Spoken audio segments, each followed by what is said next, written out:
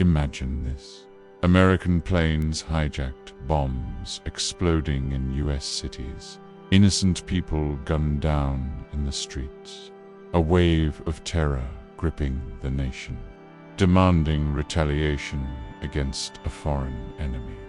Now imagine learning that none of it was real, that the attacks weren't carried out by enemies abroad, but planned, scripted, and executed by America's own military. This isn't the plot of a dystopian thriller.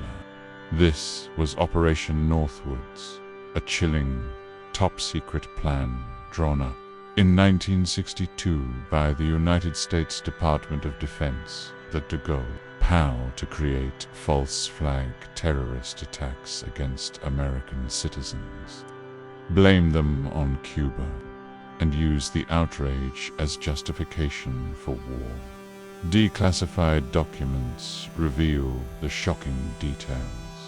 US military leaders proposed hijacking civilian airliners, staging bombings in American cities, sinking boats filled with refugees, and even conducting fake funerals for soldiers who never died.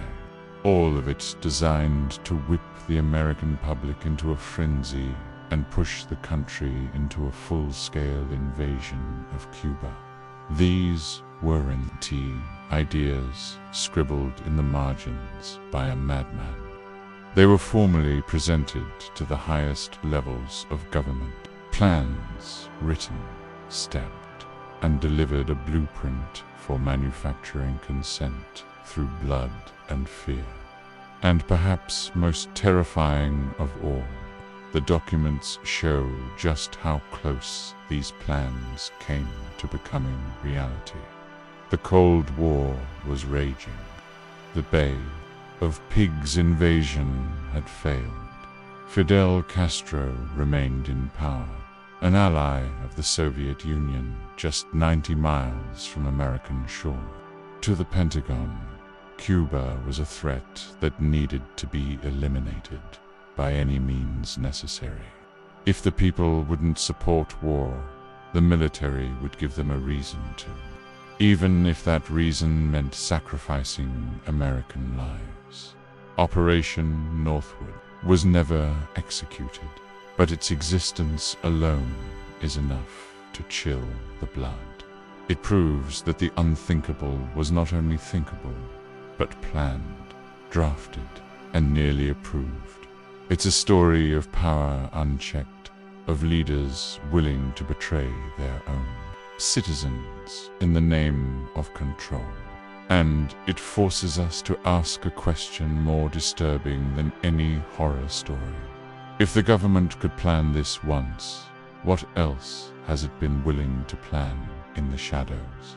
Tonight, we uncover the darkest corners of Operation Northwoods, the documents, the schemes, the lies, and the terrifying legacy of a plan that proves sometimes the enemy isn't across the ocean. Sometimes it's right at home, because the scariest part of history isn't the monsters we imagine. It's the monsters we trust. The year was 1962. The Cold War had turned the world into a powder keg just a year earlier. The Bay of Pigs invasion, a CIA-backed attempt to overthrow Fidel Castro, had ended in disaster. American-trained Cuban exiles were slaughtered on the beaches. Castro's grip on power tightened, and his alliance with the Soviet Union deepened to Washington. Cuba was a dagger pointed at America's throat. Just 90 miles off the coast of Florida, Castro's island became a symbol of communist defiance, and a potential launch pad for Soviet missiles. For the Pentagon, Castro's survival was unacceptable. Something had to be done, but public opinion in the US was divided. Many Americans, weary of war after Korea and fearful of nuclear escalation, had no appetite for another bloody conflict. The generals knew the problem. The people weren't ready for war. So they asked themselves a chilling question. What if we gave them a reason to be? In early 1962, the Joint Chiefs of Staff, the highest-ranking officers in the U.S. military, drafted a secret document. Its title, Operation Northwoods. The plan was bold. It argued that America needed a casus belli, a justification to invade Cuba. And if Cuba couldn't provide one, then the United States should manufacture it. The proposals were shocking. False flag operations, designed to look like acts of Cuban aggression, would ignite outrage in the U.S. and rally the public behind war. These weren't vague ideas. They were detailed, carefully thought out, and written in official military language. The Joint Chiefs signed the document and sent it up the chain of command. It landed on the desk of Secretary of Defense Robert McNamara, and from there it was destined for President John F. Kennedy himself. The Declassified Northwoods document reads like a manual for state-sponsored terror. Among its proposals, hijacking civilian planes. U.S. operatives would stage fake hijackings of passenger airliners. Some proposals even suggested replacing planes mid-flight with drones, crashing them and blaming Cuba. Bombings in American cities. Explosives would be planted in Miami, Washington, D.C., and other areas with Cuban communities. Innocent people would be killed, and the media would point the finger at Castro. Attacks on U.S. troops. American soldiers would be sacrificed in staged assaults, their deaths used to rally outrage. Fake funerals would be held to manipulate public opinion. Boats of refugees sunk at sea. Cuban exiles fleeing to Florida could be targeted and sunk. The deaths blamed on Castro's regime. Fabricated evidence, fake documents, false radio broadcasts, and planted stories in newspapers would paint Cuba as a violent aggressor. The logic was simple and terrifying. Make Americans bleed, then blame Castro. The public would demand revenge, and Washington would get its war.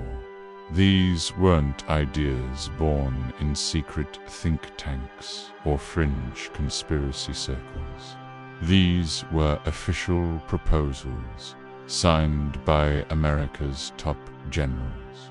When the Northwoods proposal reached President John F. Kennedy, it landed like a THUNDERCLAP.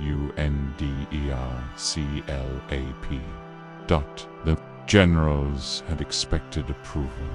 To them, these were not wild fantasies, but legitimate strategies to remove a dangerous enemy. They had framed the plan in cold, logical terms. A few staged sacrifices now to prevent a larger, bloodier conflict later. But Kennedy was horrified. He rejected the plan outright. According to reports, he was furious at the very suggestion that American lives should be put at risk by their own leaders. To him, this wasn't patriotism, it was treason. Kennedy distrusted his military chiefs already. The Bay of Pigs fiasco had proven their recklessness. Northwoods only deepened the divide.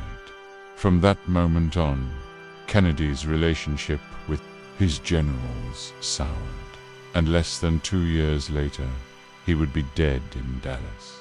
a fact that fuels endless speculation about whether his refusal to go along with the military's darker schemes sealed his fate.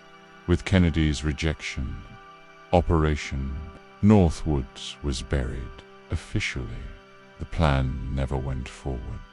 The documents were locked away in classified archives, unseen by the public. But the mindset behind it didn't vanish. In the years that followed, America continued to engage in covert operations, propaganda, campaigns, and secret wars designed to sway public opinion. Northwoods may not have been executed, but it was proof of what the government was willing to consider. The idea that leaders would contemplate sacrificing their own people shattered the illusion of moral high ground. It revealed the brutal truth. In the halls of power, lives can be pawns, and patriotism can be manufactured at will. For decades, Operation Northwoods was just a whisper, a rumor in conspiracy circles. But in the 1990s, the truth finally emerged. As part of the declassification of Cold War documents, spurred by public demands after the Kennedy assassination investigations, the Northwoods files were made public.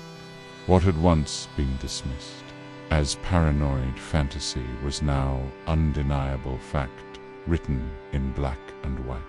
The revelations stunned Americans. The proposals weren't theories. They were real, signed, approved by the Joint Chiefs.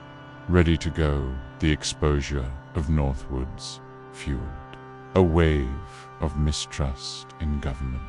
If officials could plot something like this in 1962, what else might they have done? What else might they still be doing in the shadows? The ghosts of Northwoods didn't die with its rejection.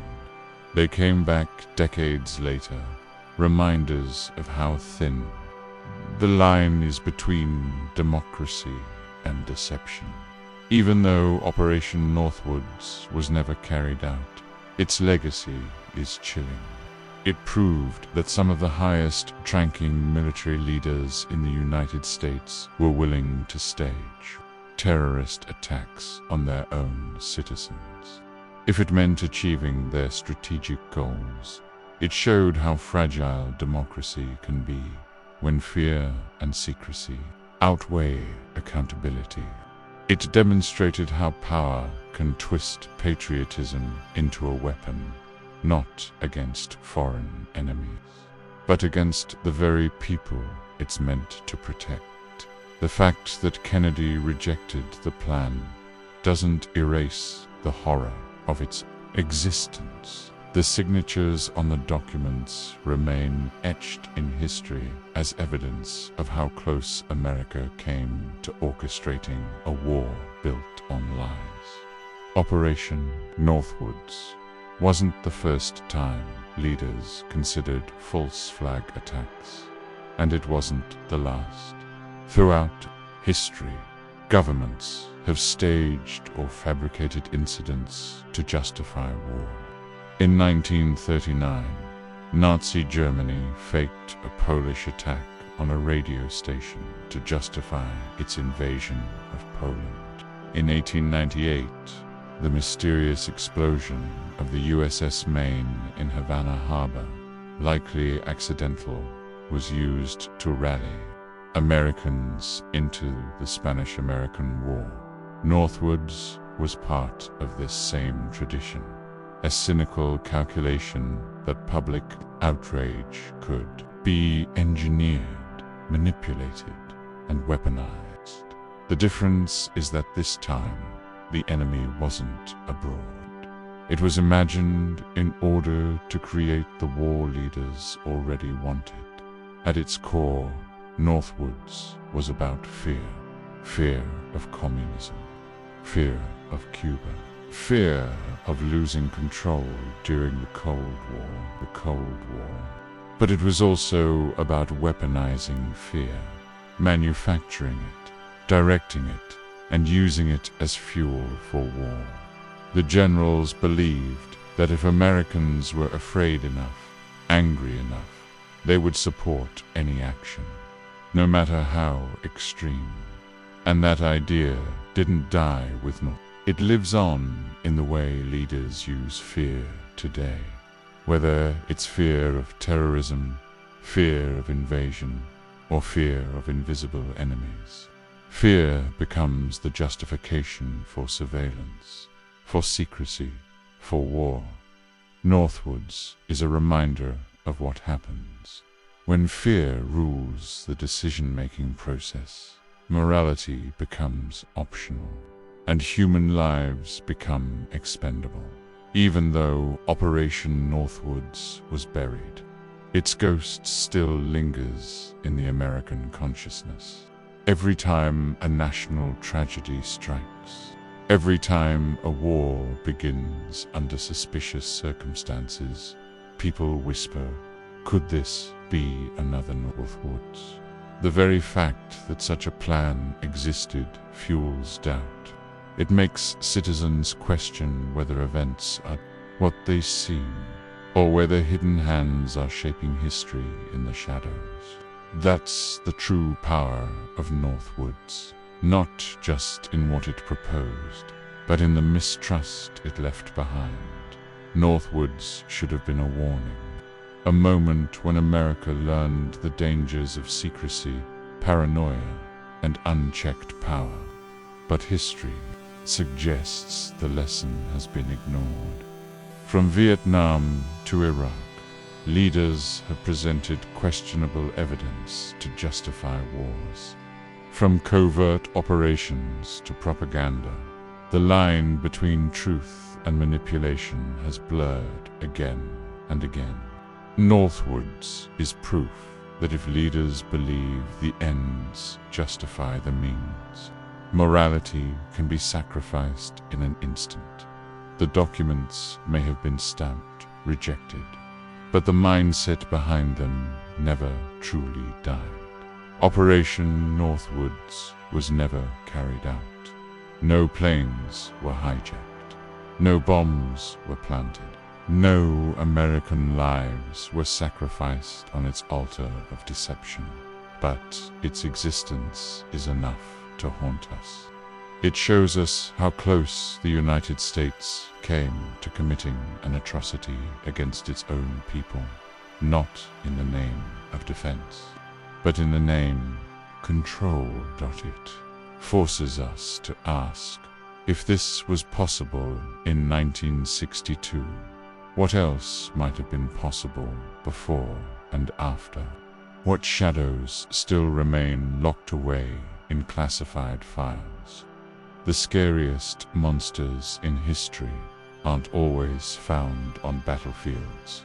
Sometimes they sit in polished offices, drafting plans with calm logic, stamping papers with official seals, plans that could turn ordinary citizens into pawns in a deadly game of power. So, I leave you with this question. If your own government is capable of planning terror against you, who can you ever truly trust? If this story shook you, if it made you question the hidden corners of history, don't let it end here. Like this video, subscribe to the channel, and share your thoughts in the comments. Do you believe Operation Northwoods was truly an isolated plan, or just one glimpse into a much darker pattern? Because in the end, Operation Northwoods wasn't just a plan, it was a warning. And ignoring that warning may be the most dangerous choice of all.